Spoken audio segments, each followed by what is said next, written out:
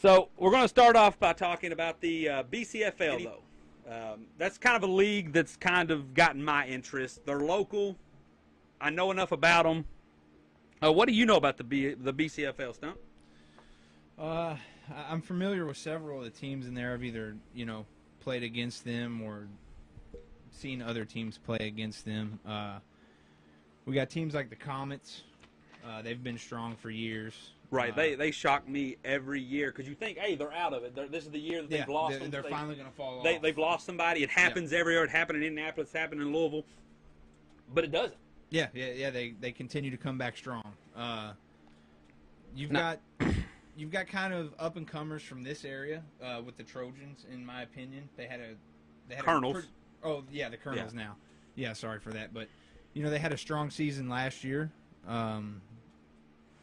Now, let me ask you this, and not to harp too much on last year, not to spend a whole lot of time on this. Being honest, was the Trojans that far ahead of schedule, or did their schedule do them some favors?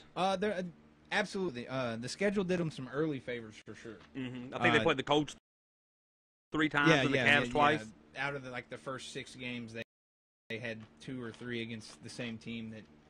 Let's be honest, was a walk in the park. Right.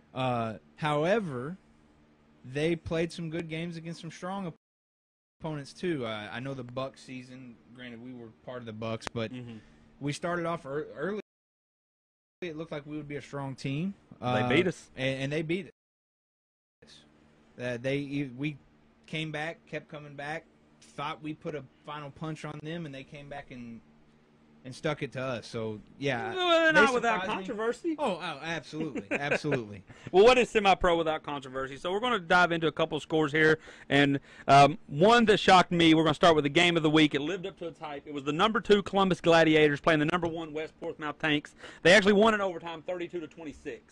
I'd like your opinion on this. What that tells me is when I see a score like that, that makes me happy because that means there's some offense. Yeah, there's some organization. There's offense. We're going to pretend there is. Well, I say, unfortunately, I didn't get to see the game. Right. I don't know if they live cast theirs. If they do, if somebody can get us links to watch that type of stuff. But as well as I do in semi-pro, it could be a 40-point game with 6 points put up by the offense. So calling about anything. I assume there was some offense in that by the score, but I don't know that for sure. I would like to take a second. That beard is looking amazing on camera. Like, you should just never shave again. Titus should never see you shaved. I'm sorry I had to go on a side note there. We're going to move on down. The King Comets, we got a forfeit win over the Louisville Piranhas, 2-0. A lot of flack off that. Yes, they folded before a game was played, but the season had technically started. And per the commissioner, that schedule is not changing. So if you're set to play the Piranhas, even though they technically never took the field as a BCFL team, that will be awarded a 2-0 win. That is not me being a hater. That is not me giving people a hard time. That is not me saying, hey, look, they're going to go 0-10. That's just what the league has told me. Well, I think the Piranhas will be 0-10. They will. I mean, unless they decide to throw it together. Come back. But on that, again, what else can the league do at that point? Right. To be fair. Because if the Comets have a makeup game that they can schedule with an out-of-league opponent, if the BCFL is okay with that, I don't know, some leagues treat that differently than others. Some look at it as unfair. You can schedule a cakewalk game, blah, blah, blah. And the 2-0, I think it works out a little better because now if the points are needed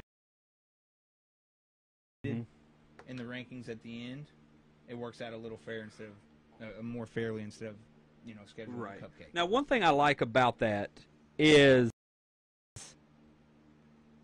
once you forfeit, you are no longer eligible for the playoffs. And what that does is if you're say you're the 8th seed, you're the final team sneaking into the playoffs, and the last game of the season you're playing the number 1 team. Why would you want to take that trip 3 or 4 hours and get beat by 60 when you could just take a forfeit and lose 2-0? But you're forced to. But now you're forced to. Absolutely. Whereas in some other leagues, they're like, whatever. And I seen that it happened last year. The one I'm thinking of is the Reapers had to go on the road to the Spartans. I don't doubt it a bit. The Spartans would have put 80 on that team because we put 72 with 20 guys. The Spartans would have put 80 on them. Probably may have even hurt somebody, which we never want that. Never. But they would have gotten to. It would have been a glorified practice. And they said, hey, they didn't make the playoffs anyway, but early on they still had a chance, and they said, hey, we're going to take this forfeit, and it didn't have any negative impact at that time. So I like that they hold them. Yeah, I think that's a great rule, and even flip the script on that a little bit. Say you've got a top team that could take a forfeit just to avoid any injuries coming in. They know they're the number 1 seed anyways, and they're playing the number 5 of 10. Right. That might be a tough game. They're probably going to win still, but they want to avoid any injuries going into the playoffs. If they go and forfeit that, now they're not eligible. Right, and that's why I really like that. I'm going to move on to the shocker of the short BCFL season. Everybody tried to tell me that the Marion County Crusaders would be the truth. I thought they would be good, but a long trip to West Virginia at semi-pro is a tough thing to do. No joke. The Lightning, they have a bus. They seem very organized. They get blasted 45-0. The Crusaders, which I'm going to take a second to point out the most shocking thing of that whole score, that it's an odd number. So that means there had to be a field goal or an extra point. So some special teams. Well, that's a rarity. Unless some of the conversions were failed and worked out to. Well, even if you go for 2 every time, yeah, 6, it's always going to be even. So at least one, which, I mean, the 45-0 is impressive enough. But if you got field goals, that means you can win a game 3-0. Oh, that's huge. At the semi-pro level, a kicker is absolutely huge. And more than that, your line knowing how to block for a kicker is huge. I mean, you played against them, and how many games would you have lost against them or won with them if field goals were a possibility? Oh, absolutely. My first year with the Bucks, we actually had a pretty good kicker in Sonol. However, even with him being decent, the line wouldn't hold up. Right. You don't practice it. That's so that could have swung some games. I feel like big time. I think the playoff game we lost by 2 points. Yeah, I mean, who knows? We had already beat Derby City earlier that season. We go on and play them.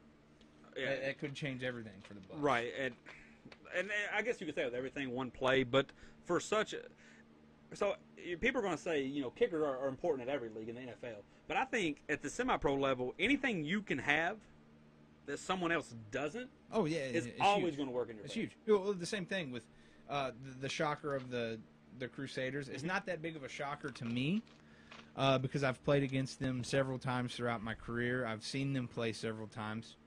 What do the Crusaders have that a lot of other teams don't? Line. An offensive line. Oh, a they lot have of backups. them. Yeah. Their backups have backups. That are true linemen. Absolutely. Not a fat tight end, not an athletic, strong D lineman, not a third-string fullback. Yeah. They have true 8 to 10 linemen. Yeah, not just the big guy that wants to play football and you have no other linemen, so you plug him in. Right.